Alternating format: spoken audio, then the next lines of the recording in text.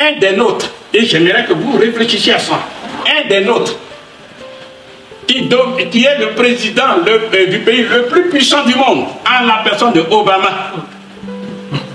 Les mêmes blancs qui savent très bien réfléchir, car il faut le reconnaître. Ils ont dit, bon, nous allons expérimenter. Nous le mettons là, et il est devenu président des États-Unis d'Amérique. Mais c'est lui, Obama, qui a été utilisé pour tuer Kadhafi. C'est le même Obama là, dont les petits frères sont au Kenya, vivant à l'instant où je vous parle. C'est le même Obama qui a été utilisé pour dégommer Gbagbo, Laurent, du pouvoir en Côte d'Ivoire. Vous le constatez vous-même, nous n'avons aucune force pour nous défendre. Vous prenez un président français, il va aller en Afrique. Quand il dit le mot Afrique, ça dit y compris l'Afrique du Nord. Quand il commence par l'Afrique du Nord, ça dit le Maghreb, pour être précis, le Maroc, la Tunisie, l'Algérie, il marche sur la pointe des pieds. Chaque mot qu'il prononce, c'est avec attention. Mais dès qu'il quitte le Maghreb, il quitte l'Afrique du Nord, qu'il tombe en Afrique subsaharienne, c'est-à-dire chez les Noirs, il est en terrain conquis. Donc il peut dire tout ce qu'il veut. Y compris même, comme Sarkozy l'a dit, l'Afrique n'est jamais rentrée suffisamment dans l'histoire. Et on applaudit. Qui a inventé l'écriture quand ils nous ont menti? C'est l'homme noir. Qui a inventé la religion? Le monothéisme, le fait de croire en un Dieu unique. C'est qui? C'est l'homme noir. Qui a inventé les mathématiques? Sinon les sciences ardues, dont les mathématiques. C'est l'homme noir. Et il est urgent, plus que jamais urgent, de diffuser l'information. Diffuser l'information au peuple noir. Nous les Africains, nous continuons toujours de pleurer sur notre sort. Je peux ne pas aller forcément dans le même sens qu'elle, mais c'est ce que j'ai compris. Le Leucodème nous maltraite. Pour ceux qui ne connaissent pas le terme, le blanc nous maltraite.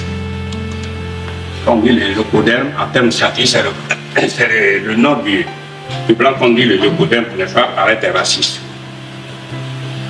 Pendant des siècles, au moins pendant 500 ans, l'homme noir a été chosifié. Quand on dit article 44 du code noir, l'homme noir rendu esclave est un meuble, c'est-à-dire une chose. Ça veut dire quoi concrètement? Lorsque cette bouteille que vous voyez est une chose, elle a un partenaire, c'est moi. Parce que c'est ma chose, je peux la donner à quelqu'un. Deuxièmement, je peux la vendre. Mais mieux, je peux en disposer comme je veux. C'est-à-dire, sur le plan juridique, c'est-à-dire je peux détruire la chose. Ce sont là les conséquences de l'esclavage. L'être humain rendu esclave est une chose. Je rappelle pour mémoire, l'esclavage était ici en Europe entre blancs pendant des siècles. Jusqu'à ce que un jour ils nous trouvent, nous les Noirs.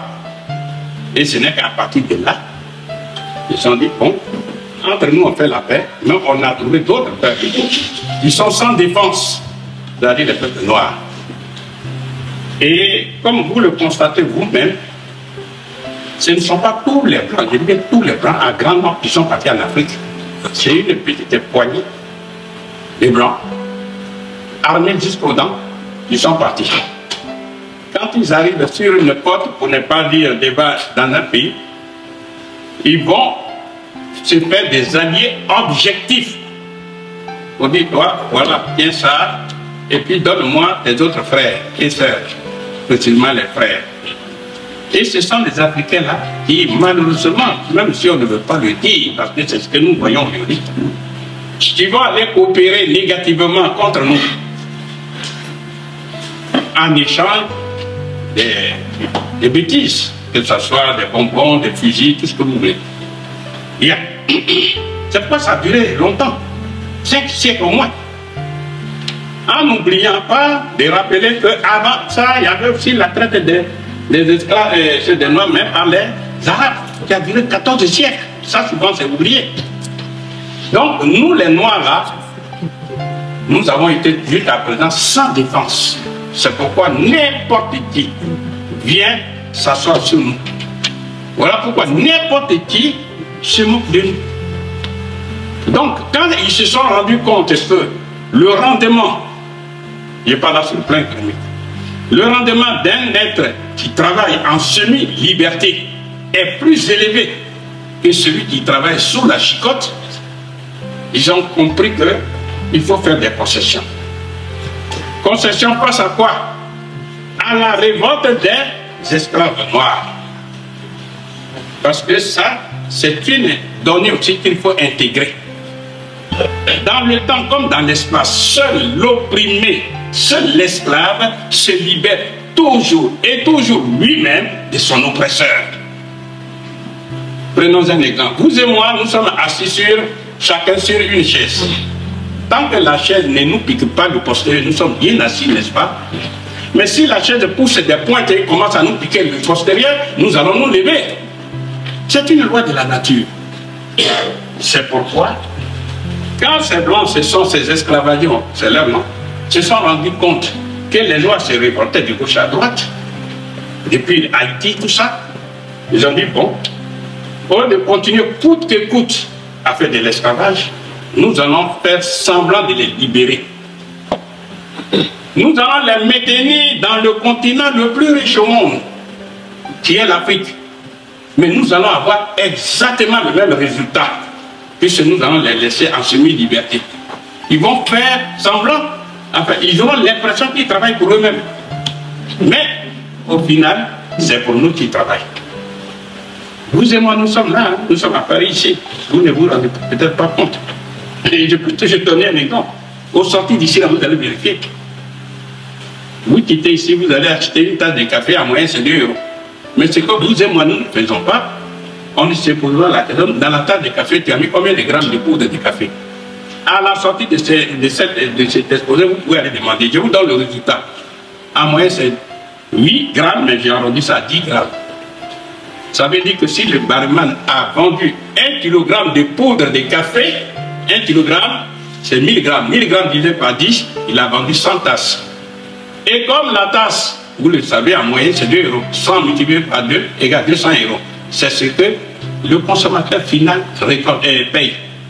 Question fondamentale, mais le nègre qui est là-bas, qui vient, qui a vendu le café, c'est à combien on lui a payé le kilo? C'est le fils d'un paysan authentique qui vous parle. Vous savez, je ne connaissais même pas un mot français avant de venir ici. C'est, dans le meilleur des cas, c'est 300 francs CFA le kilo, c'est-à-dire 0,45 centimes le kilo. Auquel on ajoute le droit unique de sortie, qui est un impôt de 200 francs, soit au total 500 francs CFA. 500 francs CFA, c'est 0,76 € le kilo qu'on paye au pays exportateur, que j'arrondis par commodité à 1 €.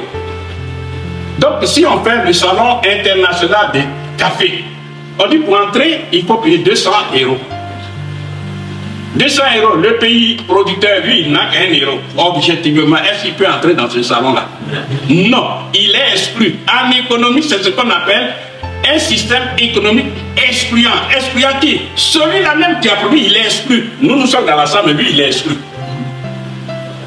À l'échelle continentale, c'est ça. J'ai pris le cas du café pour que vous puissiez comprendre. Mais c'est valable pour toutes les matières premières. Donc, pour que ça marche, exactement comme à l'époque de l'esclavage, qu'est-ce qu'on fait? Ils vont appliquer ce qu'on appelle la politique du troisième homme. Cette politique du troisième homme consiste pour le premier homme envahisseur, dans ce cas précis, c'est le blanc, qui vient envahir des millions d'Africains sur leur propre continent. Ça, c'est le deuxième homme. Mais pour y parvenir, il faut passer par un troisième homme. C'est une petite poignée d'Africains qui se sont fait alliés, ou du moins qu'ils ont pris comme alliés objectifs et qui vont appuyer sur la gâchette. C'est-à-dire qu'ils vont faire le sale boulot, qui vont vendre les intérêts vitaux du pays à la main étrangère dont ils tiennent leur pouvoir et leur légitimité. C'est ça qui s'est produit pendant l'esclavage, c'est ça qui continue encore.